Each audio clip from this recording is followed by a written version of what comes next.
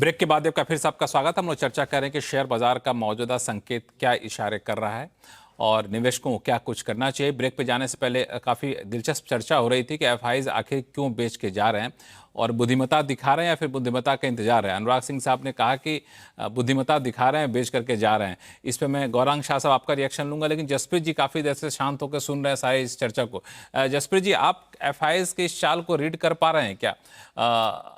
जैसा कि अभिषेक अग्रवाल साहब ने कहा भी था पहले कि एफआईज क्यों बेच रहे हैं समझ में नहीं आ रहा है। लक्ष्मण जी, एफआईज थोड़ा सा एक जेनेरिक टर्म हो गया है। इसके अलावा भी बहुत तरीके होते हैं इन्वेस्टमेंट करने के लिए, और उसमें एक बहुत बड़ा तरीका है एफडीआई के। और अगर आप एफडीआई देखेंगे तो वो ईयर ऑन ईयर ग्रो कर रहा है। एफआई फिजिकल ईयर 23-24 में वो करीबन करीबन $70 बिलियन था। एफआई 24-25 में $81 बिलियन था। ग्रोथ आई 15% की, और इस साल भी ग्रोथ है 15% की, मतलब फर्स्ट क्वार्टर में। तो पैरेलली एफडीआई भी चल रहा है। जो लॉन्ग टर्म मनी होता है, जो डायरेक्टली जहां जहां सेक्टर्स में अलाउड है वो है, उसको भी देखना चाहिए। That is point number 1। Point number 2, अब हम जो सो कॉल्ड एफआईज हैं उसमें थोड़े से लॉन्ग शॉर्ट हैं, थोड़े से शॉर्ट टर्म वाले हैं। उसमें क्या हो रहा है, दो दो तीन चीजें। एक तो उनके जो डोमेस्टिक मार्केट है, चाहे वो यूएस है या यूरोप है, वहां पे शायद रिस्क एडजस्टेड रिटर्न शायद उतना अच्छा मिल रहा है उनको, उनकी इकोनॉमी में। प्लस जो रुपी डेप्रिसिएशन हुआ है पिछले एक साल में, विच इज अराउंड 5%, वो हिस्टोरिकली उससे पिछले कुछ सालों से बहुत ज्यादा है, जो हिस्टोरिकली 2-3% रहा है। अब अगर वो एडजस्टेड फॉर रुपी डेप्रिसिएशन, उनके हाथ में कुछ आना नहीं है, तो इंक्रीमेंटली उनका अट्रैक्टिवनेस इंडियन मार्केट की कम होते जाए। तो जब तक ये 84 80 वाला 84 88 वाला 84 वाला 89, जब तक ये थमेगा नहीं, वो भी एक रीजन है कि वो एफआईएस का इंटरेस्ट नहीं आएगा। और प्लस उनकी मार्केट ऑब्वियसली, जैसे कुछ हमने बात की, कुछ एक थोड़े हाई जोन में चले गए हैं। प्लस चाइना भी थोड़ा सा उतना अट्रैक्टिव नहीं रहा है। तो आई थिंक वो एक समय की बात है। जस्ट लास्ट पॉइंट भी बोलना चाहूंगा कि अब एफआईएस के अंदर भी जैसे बहुत सारे हैं, जैसे हमने बात की, वैसे ही इंडियन मार्केट में भी बहुत सारे कैटेगरीज हैं। चाहे वो म्यूचुअल फंड है जो डेली का एनएवी देख रहे हैं, या फिर इंश्योरेंस कंपनीज है। उसके अंदर जनरल इंश्योरेंस का अलग है, पेंशन फंड्स का अलग है, लाइफ इंश्योरेंस कंपनीज अलग है, जो अलग अलग नजरिए के हिसाब से इन्वेस्ट करते हैं।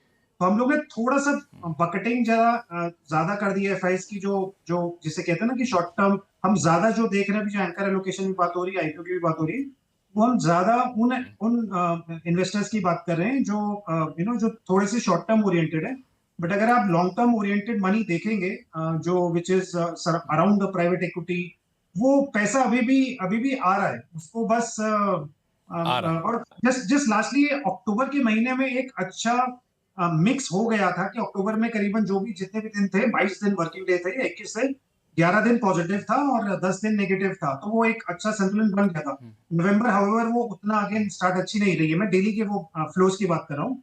तो थोड़ा नवंबर भी कुछ दिनों में सुधरेगा, तो I think just a matter of time. वो वापस से 3-4 दिन हरियाली दिखेगी, तो वापस थोड़ा शायद we might see smile back on the faces.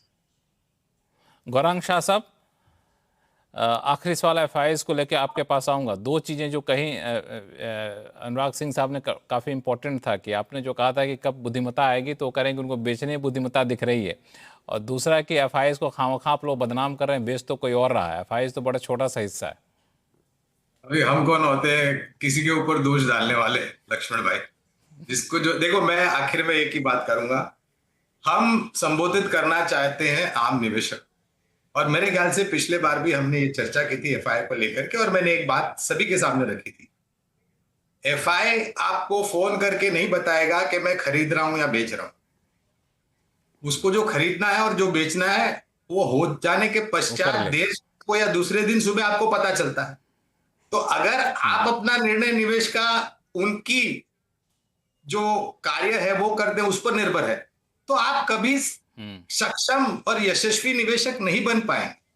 तो आप ये जो नकल करने की आदत है, भाई गोरा क्या कर रहा है, बेच रहा है या खरीद रहा है, उसको छोड़ दीजिए। आप अपने आप में झांकिए, आप अपने आप में थोड़ा आत्मचिंतन करिए, फिर काम कीजिए। अगर और मैं बहुत लोग मेरे पास ये प्रश्न लेकर के आते हैं। मैं काफी सारे इन्वेस्टर अवेयरनेस प्रोग्राम भी करता हूं, निवेशकों को जागरूक करने का अभियान भी करता हूं मैं, लक्ष्मण भाई। 15 में से 5 प्रश्न तो ये आते हैं, भाई गुरु ने बेचा, हम क्या करें? अरे भैया, उनको बेचना है बेचने दो, उनको खरीदता है खरीदने दो।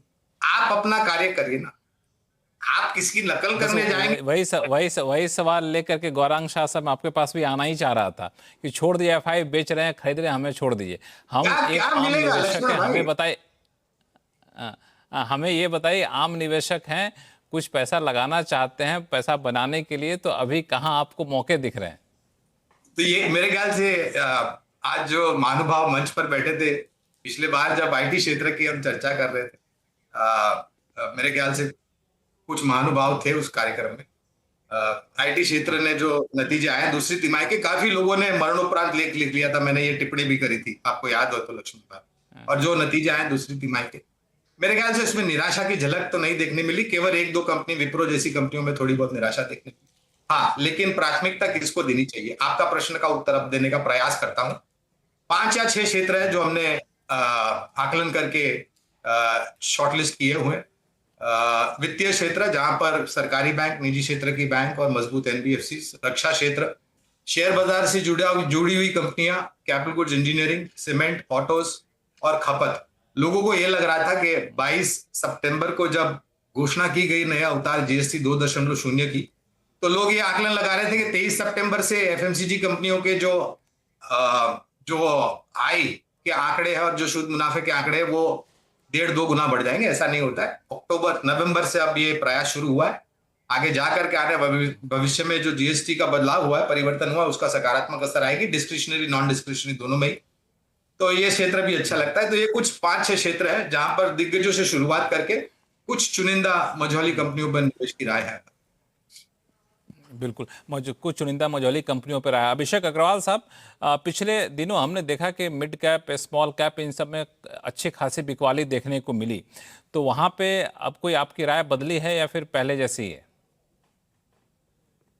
ये मुझे लग रहा है कि अगर हम पैरिटी देखें, मेजर इंडेक्स जो हमारे हैं और उसके सामने अगर हम small and mid cap index की परफॉर्मेंस को कंपेयर करें, तो ये हमेशा हमें ये देखने को मिला कि एक एक्सट्रीमिज्म कभी ना कभी तो आती है। अब इस बार ये हो रहा है कि हमारे स्मॉल एंड मिड कैप जो स्टॉक्स है वो थोड़े अंडर परफॉर्म कर रहे हैं वर्सेस द मेजर इंडेक्सेस। मुझे लग रहा है कि कुछ कुछ जगहों पे ही वैल्यूएशन का शायद हम ये कह सकते हैं कि प्रेशर हो सकता है, बट अदरवाइज अभी चीजें काफी रीजनेबल है। जबकि इंडेक्स भले एक जगह पे खड़ा है, बट अर्निंग्स कैचअप होने की वजह से अब मल्टीपल जो आपको दिखेंगे वो अब आपको फॉरवर्ड लुकिंग पे दिखेंगे तो रीजनेबल दिखना शुरू हो जाए। सो पहले तो वहां है। दूसरा है, अगेन हमें सेक्टर देखना पड़ेगा कि किस सेक्टरों में ज्यादा एक्साइटमेंट आ रही है या हम किन सेक्टरों में फोकस कर सकते हैं जो एटलीस्ट इस तरह की जो एआई या जियोपॉलिटिकल टेंशन जो चल रही है उसको हम कैसे झेल सकते हैं। सो एक आप देख सकते हैं बैंकिंग, दूसरा आप देख सकते हैं एफएमसीजी, एंड तीसरा आप देख सकते हैं पावर। तो मुझे लग रहा है कि 3 जो सेक्टर्स हैं ये लार्जली डोमेस्टिक कंजम्पशन ड्रिवन है। डोमेस्टिक के अंदर में हमें अभी फिलहाल इंडिया के सेंट्रिक पे कोई भी डेटा ऐसा दिख नहीं रहा जहां कोई स्लो डाउन की कहीं तक भी कोई रीजन दिख रही है। जीएसटी की जो हमने अभी देखी, जो गवर्नमेंट के अनाउंसमेंट आए जिन्होंने रिस्ट्रक्चरिंग की, उसका बहुत बड़ा पॉजिटिव आउटकम हमने इस बार के फेस्टिव सीजन में देखा जहां पे रिकॉर्ड सेलिंग हुई है। सो ये एक प्रमाण जरूर दिखाता है कि हमारे यहाँ पे कंजम्पशन बड़ा स्ट्रॉन्ग है और ये तीनों सेक्टरों में फिर आप देखोगे कि उसका जो है नेचुरल बेनिफिशियरी आप इन्हें पाओगे। सो मुझे लग रहा है वहां पे अगर मिड एंड स्मॉल कैप में अगेन सेक्टर है तो large cap, mid cap, small cap आपको हर तरह की कमियां मिलती है। क्वालिटी नेम से साथ अगर आप जाएंगे तो ऑफकोर्स वहां पे रिटर्न हमें बनता हुआ दिख सकता है। जो जो अर्निंग सीजन अब तक क्या है उससे कोई इंडिकेशन इस सेक्टर में? देखिए अर्निंग अगर हम देखें तो अर्निंग सीजन के हिसाब से ये कह सकते हैं कि नंबर्स जो है वो इंकरेजिंग है। एंड अगेन फेस्टिव सीजन का जो इम्पैक्ट है वो हमें जरूर देखना चाहिए। अब वो वन टाइम है कि यहाँ सब इकोनॉमी कंटिन्यूशन में चलेगी, ये तो थोड़ा हमें रुक के करना पड़ेगा, बट अदरवाइज मुझे तो लग रहा है कि the results were good. And इस हिसाब से हम कम से कम अगर लॉन्ग टर्म बेट लेना चाहें तो ये सेक्टर रिलायबल सेक्टर है जहां पे कम से कम आप पोजीशन ले तो इवेंचुअली आप ऐसा बना लेंगे। अब 6 महीने में बनेगा कि 12 महीने में बनेगा कि 2 साल में बनेगा, ये थोड़ा कहना मुश्किल है क्योंकि बाकी सिनेरियो को भी हमें देखते हुए ही आगे बढ़ना होता है। तो अगर चॉइस की बात करें कंपेयर टू अदर सेक्टर्स, मुझे ये सेक्टर्स थोड़े सेफ लगते हैं बेट्स लेने के हिसाब से। जसप्रीत जी, अभी सबसे पसंदीदा सेक्टर आपको क्या दिख रहा है? लक्ष्मण जी, अभी जी के इस सो फार अभी जो ये क्वार्टर में जो नंबर्स आए हैं, जो एक सेक्टर है जिसने डेफिनेटली पॉजिटिव सरप्राइज दिया वो बैंकिंग और एनबीएफसी सेक्टर है। और जो निम कंप्रेशन की जो फियर था वो या तो उतना हुआ नहीं है, या इन सम केसेस वो पॉजिटिव ही रहा है। और क्रेडिट ग्रोथ बहुत स्ट्रांग रही है लक्ष्मण जी, एनबीएफसीज में 18% की एवरेज और बैंकिंग में 14% की एवरेज इन द क्वार्टर।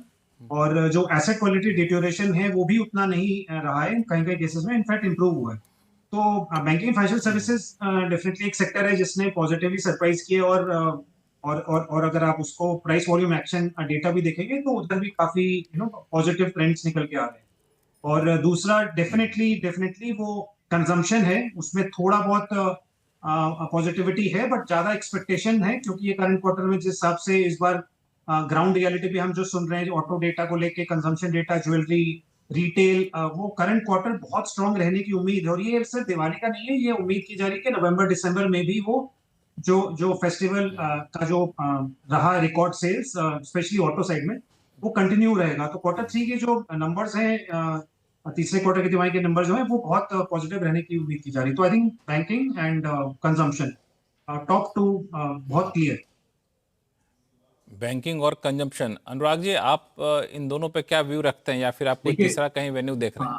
नहीं वो लक्ष्मण जी, हंसी मजाक में चर्चा का खत्म करते, देखिए बाकी सब एक्सपर्ट्स ने बात कही है, वो इंडियन मार्केट की समझ मेरी कम है, बाकी जो एक्सपर्ट्स हैं उनकी ज्यादा है, राइट? क्योंकि मेरा तो 90% पोर्टफोलियो यूएस में इन्वेस्टेड रहता है। लेकिन अपनी समझ जरूर लगाएं, और हर समय खरीदना ही जरूरी नहीं है, कभी बेचना भी जरूरी है। प्रॉफिट जब तक पेपर पर है, प्रॉफिट जब तक आपके हाथ में नहीं है, वो प्रॉफिट नहीं है। और इस पर अपनी समझ लगाने पर एक खर्च, वो मतलब गौरांग जी की हिंदी से मैं हमेशा इंस्पायर होता हूँ। मैंने तो बाद में कोशिश की है, लेकिन जब स्कूल के दिनों में मेरी हिंदी कमजोर हुआ करती थी, उस समय मुझे याद है कि मुझे कहा गया कि एक आप ना छात्रवृत्ति के लिए प्रिंसिपल को पत्र लिखिए। ऐसे लिखने को बोलते हैं ना हिंदी में, कि आप एक जमाने में होता था कि पत्र लिखिए कि मुझे छात्रवृत्ति दी जाए। तो मैं उसको वर्ड को ही मिसअंडरस्टैंड कर गया, तो मैंने लिखाया कि मुझे बहुत जोर से ज्वर हो गया है, तो इसलिए मुझे 3 दिन की छात्रवृत्ति दी जाए। तो मतलब जो समझने वाले समझ सकते हैं कि मैं उसका मीनिंग ही मिसअंडरस्टैंड कर गया। तो कई बार हर चीज आपकी समझ का खेल नहीं है। कई बार आप इन्वेस्टर्स को वही सलाह है कि बिल्कुल इस समय मार्केट्स काफी हॉट हैं, तो बिल्कुल घर बार का सोना बेच के, पीतल बेच के मार्केट में ना कूदें, थोड़ा संयम बरतें। मतलब इस समय आपको, जहां मैंने आपको बैलेंस बताया कि आप जहां आंख बंद करके खरीद रहे हैं लॉन्ग टर्म स्टोरी में, वहीं प्रोमोटर जिनकी खुद की कंपनी है वो आपको बेच भी रहे हैं, और मोस्टली डोमेस्टिक लोग ही बेच रहे हैं। तो थोड़ा समझ लगाइए, थोड़ा संयम रखिए। एफआई के रोकने का एक सिंपल फॉर्मूला है, अगर आज मार्केट 25% करेक्शन ले लेता है, सब बेचना बंद कर देंगे, प्रोमोटर भी बंद हो जाएगा, सारा सेलिंग बंद हो जाएगी।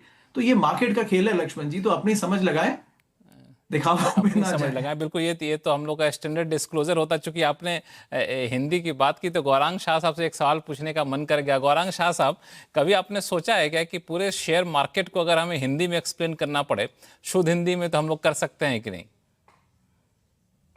पूरे शेयर मार्केट को अगर हिंदी में अनुवाद करना है तो हाँ हाँ, हिंदी में अगर कहें कि हम शेयर मार्केट में इंग्लिश शब्द का इस्तेमाल करेंगे ही नहीं, तो कर सकते हैं कि नहीं कर सकते? जिसने समझा उसने रुपया बनाया, जिसने नहीं समझा उसने रुपया गवाया। हाँ बिल्कुल, जिसने नहीं समझा उसने रुपया यहाँ पे गवाया।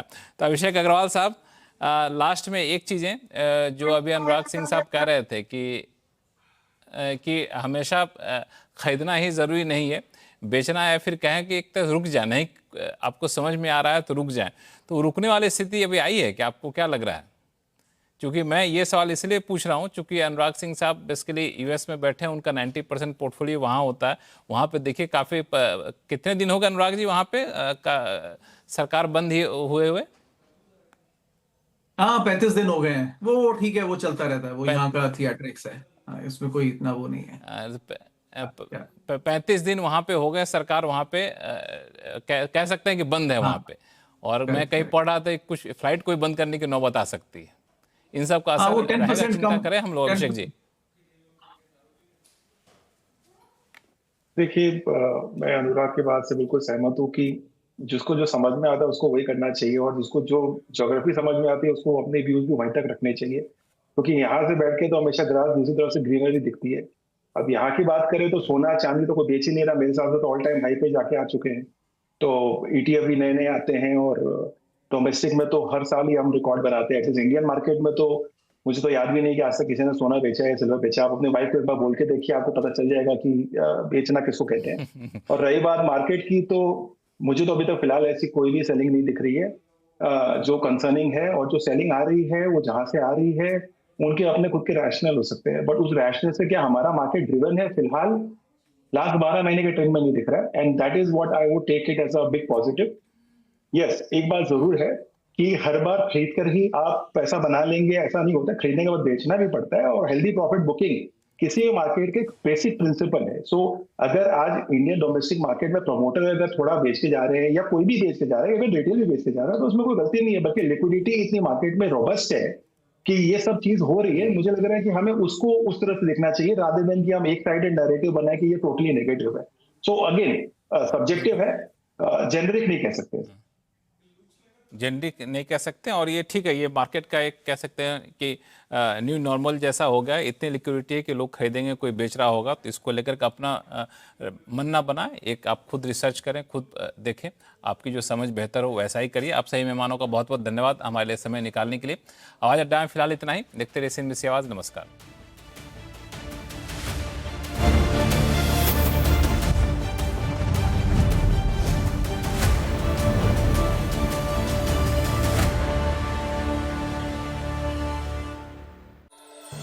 कि प्रायोजक हैं अग्रवाल क्रैकर्स